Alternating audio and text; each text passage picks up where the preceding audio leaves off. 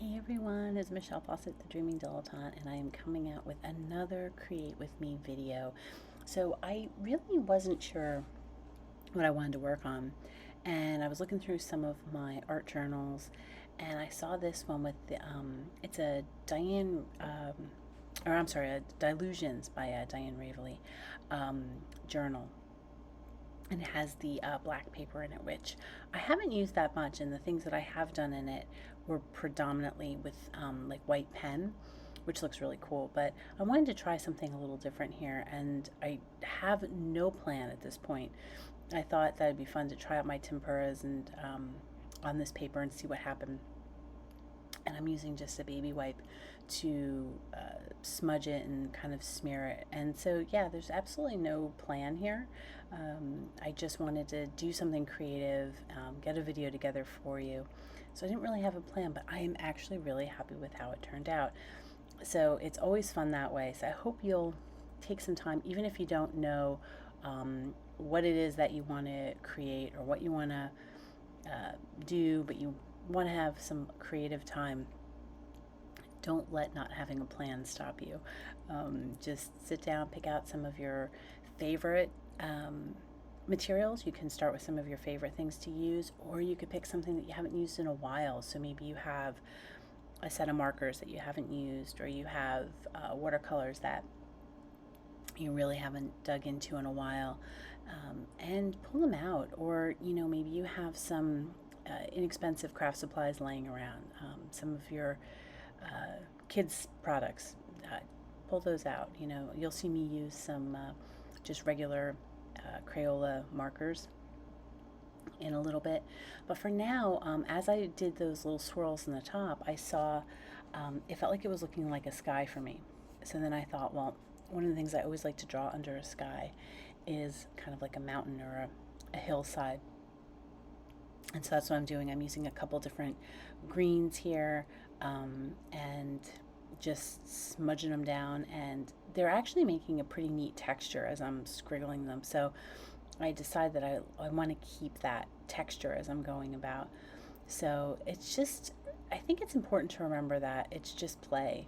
Sometimes you get something great, and I know throughout this process, um, I went from I have no idea what I want to do and just, putting down some marker or some acrylic paints and smudging them and not having any idea what I was going to do, to all of a sudden being like, oh, maybe it could be this. And several times throughout the process, I would almost freeze because I liked what was happening. And then it was, oh gosh, I don't want to ruin it. Or how do I finish this? Or I have an idea. How do I execute it? And so it's important to recognize those things, I think, and then just keep going anyway.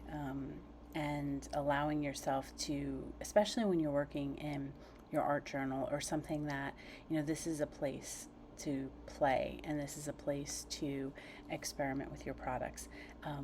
It's not a spot to seek perfection. And if it happens, that's great. If you love what comes out of it, fantastic. But I find that, and I often am happy with what I've done in my sketchbooks. Usually, if I'm not happy, I abandon it. So it's something that's not finished.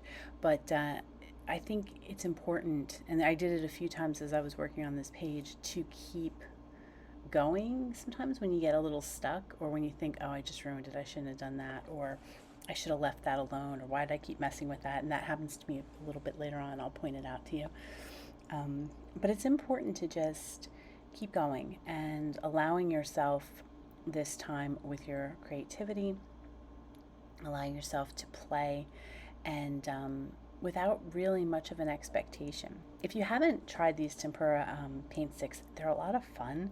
Um, I really enjoy using them, and they're like an acrylic paint, but they go on almost like a gelato, or yeah, like a soft um, pastel, like an oil pastel.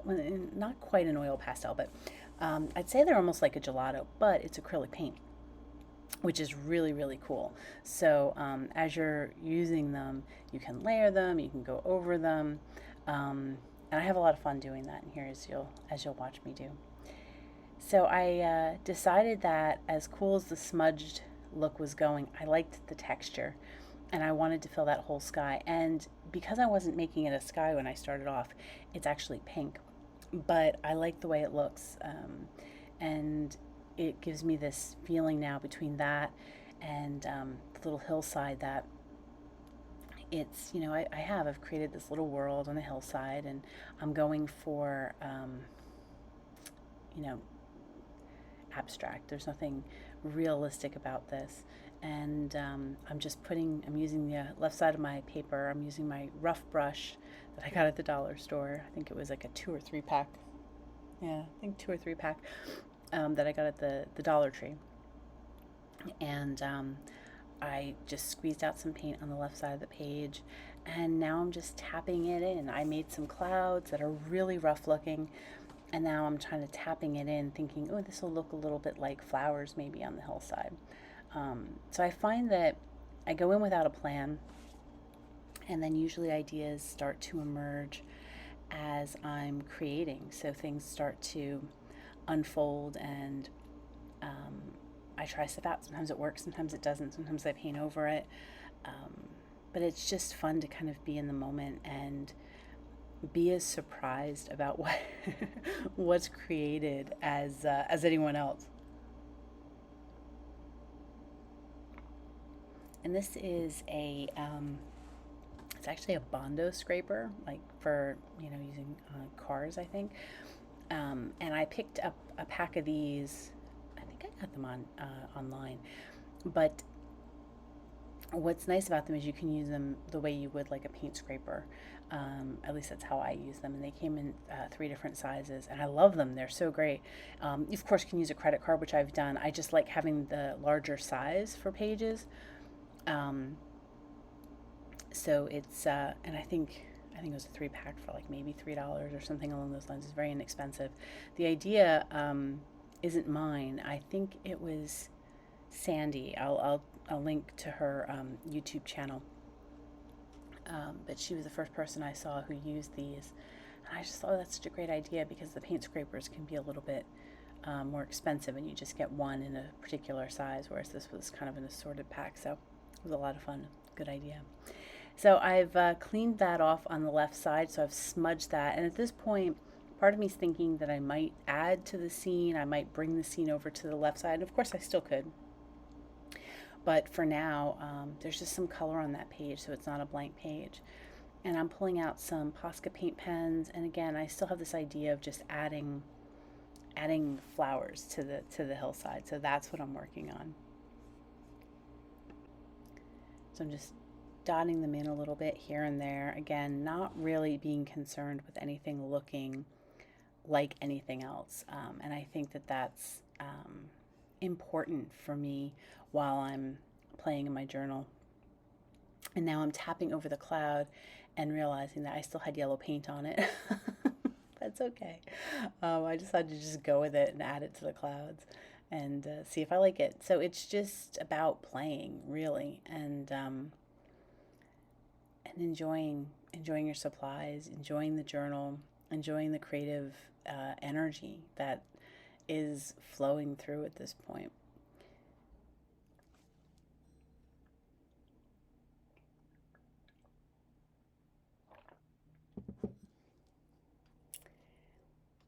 And I had this idea that there would be a figure at the top of the hillside. It just kind of looked like there needed to be a figure. And this was one of those moments where I was a little tripped up because I thought, oh, she's going to have to be small. And I'm not, feeling too confident in drawing something like that that's going to really be recognizable as a figure. But I decided to just start with a sort of light flesh toned acrylic marker because I was trying to figure out what am I going to use. That's why there was a little bit of a pause there to do this. And I thought, well, marker would work. And so I just kind of used a light toned marker as a skin color. And then I just started using a brown for hair. And now I'm going to use a blue just to kind of color in a dress. And it's just a really loose shape. I really did not have anything planned specifically to be used here. And it came out really cool, and it ends up looking like she was kneeling with her feet behind her.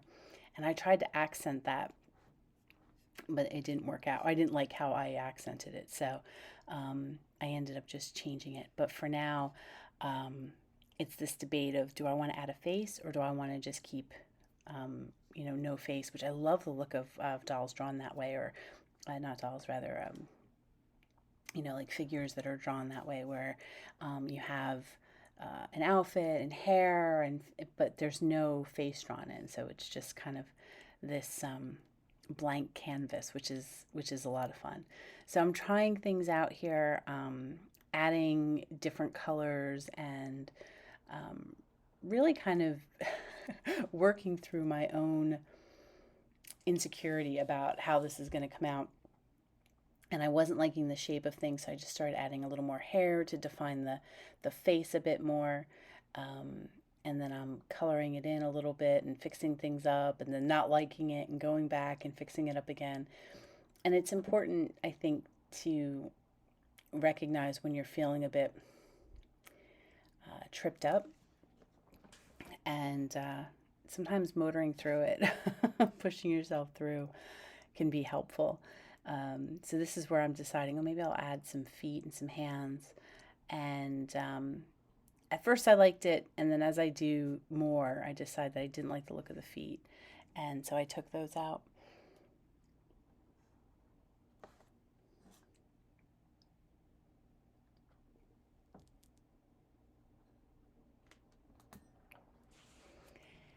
And as I was working on this, I thought she needs a picnic blanket. And I didn't really know what color to use for the picnic blanket. And I decided that I was going to do a yellow. I thought it would look nice against the blue dress. And it gave me an opportunity to kind of cover up the feet, and just make this little design here, and make it look like she's just sitting in the field. And I'm really happy because in the end it ends up looking like there was like she's just sitting there meditating with her hands in her lap, which was a lot of fun to see that happened, not out of my own conscious doing, but rather just because. And it was really fun to see how that worked out.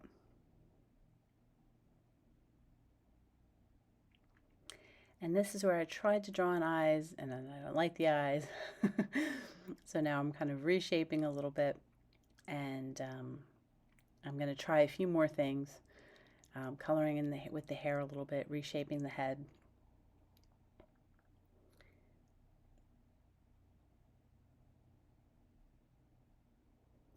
And I'm adding some lips here, which I liked at first, and then I go back in to add a little bit more, and then I don't like it. Which always happens, and sometimes I feel sad that I didn't leave it alone. It's not one of my strengths, is kind of stopping. Usually I get caught up in having fun with the paint and doing what I'm doing, and so a lot of times it ends up that I go a little too far, and it would have been better off if I had left it as it was. But in the end, I think I'm doing it for, the creative expression. So I think that's the right move, is always to have fun. And I'm just adding some little dots there to the picnic blanket, making it look like there's some sort of tassels or something around the edges.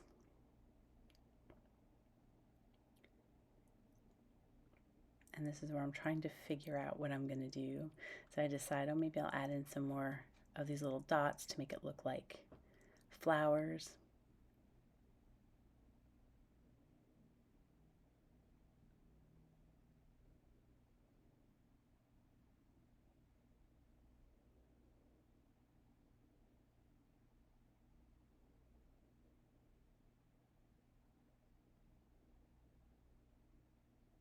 And this is where I go in and I add a little bit more to the face, and that's when I decide I definitely don't like it. So I'm going to cover up the face.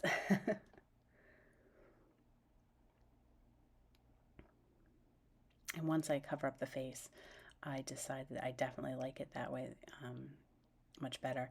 And the nice thing was, because I did the lips with a Crayola marker, I was able to just go in with a little baby wipe and clean that off, and then just go back over everything with the Posca paint pen.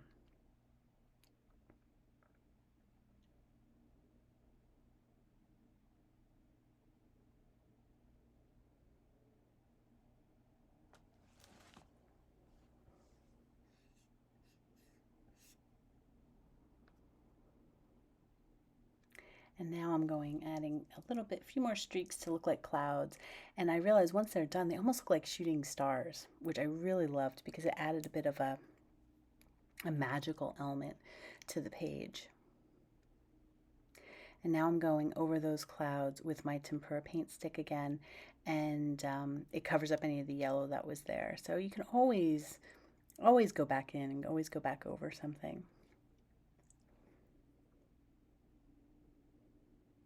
And I'm really loving the magical quality of this. It's I decided to go in, and now I'm not liking how bright the green's showing up now. So I thought, oh, I'll blend it a little bit, and that's not quite working.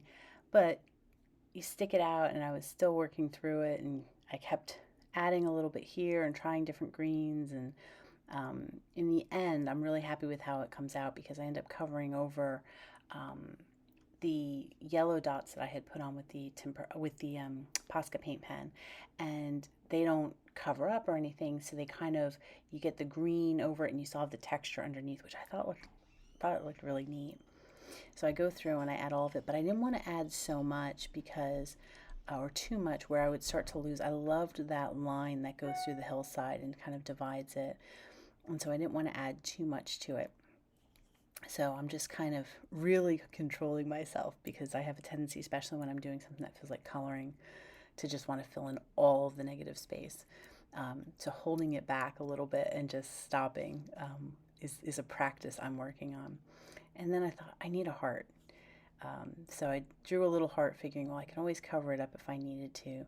And then I just decided to add a little cluster of hearts here because I love hearts. And I felt like it added something to the magical quality of the page and made it feel, I don't know, made it feel fun and just, yeah. So that's it. So I hope that you enjoyed this. I hope you were able to do some creating along with me. And if you did, please do comment. I would love to hear about what you made and what were you working in? Were you working in a journal or on a scratch piece of paper? I would love to hear. Thanks so much for watching. Have a great day.